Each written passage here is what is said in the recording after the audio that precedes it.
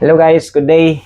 Mag-unbox ko og GoPro Hero 13. Kani siya nga model is bag-o ni siya nga gawas. Tara, let's go.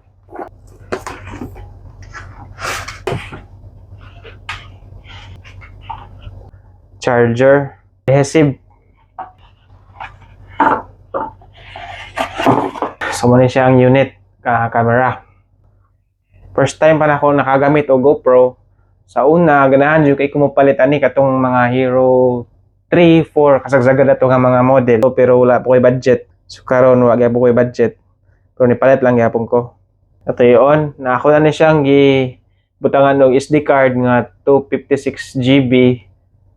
Then nara sa dayang battery. So kabilaan dahil ni siya mo capture ang view.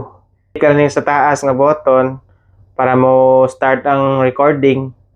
And then click para stop. So ang app ani is na-connect sa akong cellphone. Pwede rasad ka dito magmanyobra.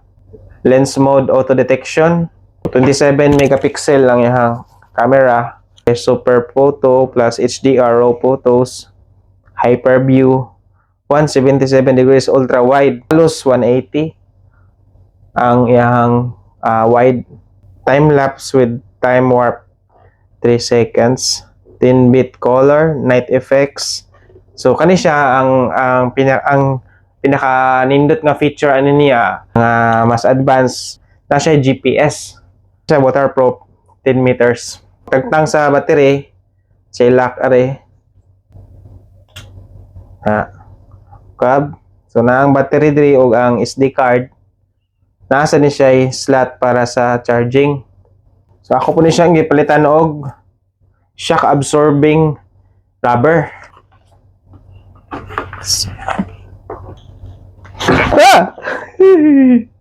Kita kagabit ani guba na ni.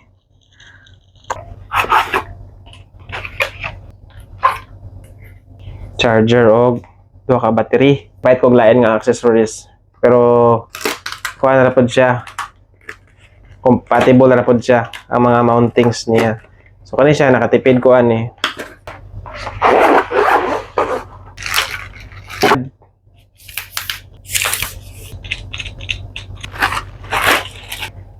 So kani ang chest.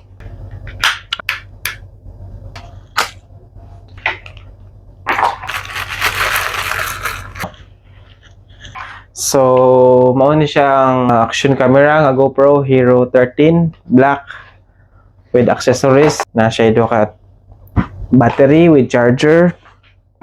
Then nagpahit kog separate mga mountings, accessories. Mao na to. Thank you.